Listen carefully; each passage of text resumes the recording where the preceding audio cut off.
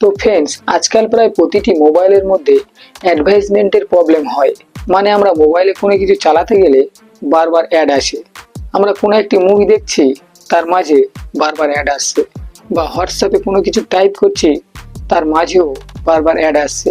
আর এই অ্যাডগুলি এমন টাইপের হয় যে পুরোটা না দেখে স্কিপ করা যায় না। তো এক্ষেত্রে আমরা খুবই বিরক্তিকর হই। তাই এই ভিডিওটিতে আমি আপনার মোবাইলে থাকা 4টি সেটিং আপনাদেরকে দেখাবো। এই সেটিংগুলি আপনি আপনার মোবাইলে করে নিলে এই অ্যাডের প্রবলেম আর আপনার মোবাইলে আসবে না।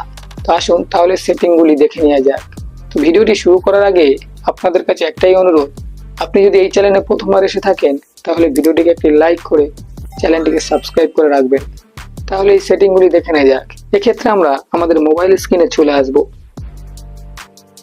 তো এখানে সর্বপ্রথম যে সেটিংটি দেখব এটি গুগল প্লে স্টোর থেকে। তো আমরা এখন গুগল প্লে স্টোর অ্যাপ্লিকেশনটি ওপেন করে নেব। অ্যাপ্লিকেশনটি ওপেন হয়ে যাওয়ার পর উপরে রাইট সাইডে আমাদের জিমেলের লোগো দেখতে পাচ্ছি। তো এই অপশানটিতে আমরা ক্লিক করব। এরপর মাঝামাঝি একটি অপশান শো করছে প্লে প্রোটেক্ট নামে। তো এই অপশানটিতে আমরা আবার ক্লিক করব। তো এখন একটি পেজ ওপেন হয়েছে, একটি লাল কালারের লোগো দেখাচ্ছে। তার ঠিক উপরে রাইট সাইডে আমরা সেটিং অপশানটি দেখতে পাচ্ছি। তো আমরা এই অপশানটিতে ক্লিক করব। এরপর এখানে দুটি অপশান শো করছে, আর যেই দুটি অপশান অফ অবস্থায় রয়েছে। এখন আমরা এই অপশান দুটিকে অন করে দেব। যার ফলে কি হবে, আমাদের গুগল প্লে স্টোর থেকে আমরা যখন কোনো অ্যাপস ইনস্টল করব সেক্ষেত্রে ওই অ্যাপসটি স্ক্যানিং হয়ে ইনস্টল হবে, আর এর ফলে কোনো থার্ড পার্টি অ্যাপ আমাদের মোবাইলে আসতে পারবে না। এক্ষেত্রে আমরা ওই অ্যাডের প্রবলেম থেকে মুক্তি পাবো। তো এখন আমরা পরের সেটিংটি দেখে নেব। পরের সেটিংটি আমরা গুগল ক্রোম ব্রাউজার থেকে দেখব। সেক্ষেত্রে আমরা গুগল ক্রোম ব্রাউজারটি ওপেন করে নেব। ওপেন হয়ে গেলে উপরে রাইট সাইডে আমরা 3 ডটে ক্লিক করব। এরপর নিচের সেটিং অপশানটিতে আমরা চলে আসব। সেটিংয়ে আসার পর আমরা নিচের দিকে একটু স্ক্রল করব, আর একটি অপশান দেখতে পাবো স্টিল সেটিং নামে। এই অপশানটিতে আমরা ক্লিক করব। তো আমরা 2 নম্বরে যে অপশানটি দেখতে পাচ্ছি কুকিজ নামে, এই অপশানটিতে ক্লিক করব। এখানে আমাদের 4টি অপশান শো করছে। তো আমরা সর্বশেষ যে অপশানটি ব্লক অল কুকিজ, এই অপশানটিতে ক্লিক করে দেবো। এর ফলে আমরা গুগল ক্রোমের মধ্যে যতই ব্রাউজিং বা যতই অপশান ওপেন করি না কেন, কোনো ক্ষেত্রে যদি ভুলবশত কোনো থার্ড পার্টি লিঙ্কে হাত পড়ে যায় তারপরেও সেই অ্যাপসটি আমাদের নিজের অজান্তে অটোমেটিক ইনস্টল হবে না, বা ওই থার্ড পার্টি অ্যাপ্লিকেশানটি আমাদের মোবাইলে ইনস্টল হবে না, যার ফলে আমরা এই অ্যাডের প্রবলেম থেকে মুক্তি পাবো। তো এখন আমরা 3 নম্বর সেটিংটি দেখে নেব। সেক্ষেত্রে আমরা আমাদের মোবাইলের সেটিংয়ের মধ্যে চলে আসব। সেটিংয়ে আসার পর আমরা নিচের দিকে স্ক্রল করে গুগল অপশানটি খুঁজে নেব।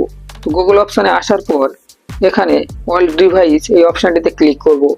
এরপর আমরা অ্যাডভার্টাইজমেন্ট অপশানটিকে খুঁজে নেব। তো এখানে নিচের অ্যাড বলে একটি অপশান দেখতে পাচ্ছি, এই অপশানটিতে ক্লিক করব। তো এখন উপরে যে অপশানটি দেখতে পাচ্ছি রিসেট অ্যাডভাইসিং আইডি। তো আমরা এখান থেকে প্রথমে এই আইডিকে রিসেট করে নেব, ডিলেট অ্যাডভাইস আইডি। তো আমরা অ্যাডভাইস আইডিটাকে ডিলেট করে দেবো। এর ফলে কি হবে, যে অ্যাডগুলি আমাদের মোবাইলে আসতো সেগুলি বন্ধ হয়ে যাবে। পরবর্তী যে সেটিংটি দেখব সেটিও আমরা গুগল ক্রোম থেকে। তো সেজন্য আমরা গুগল ক্রোমটি আমরা ওপেন করে নেব, আর আবারও রাইট সাইডে ক্লিক করে সেটিংয়ে চলে আসব। এরপরে সেই একই অপশানে স্টিল সেটিংয়ে চলে আসব, আর এখানে সর্বপ্রথম যে অপশানটি অল লিস্টেড এই অপশানটিতে ক্লিক করব। তো এখানে আমাদের যতগুলি আমরা গুগল ক্রোমে ব্রাউজিং করেছিলাম প্রত্যেকটি লিঙ্ক এখানে রয়েছে।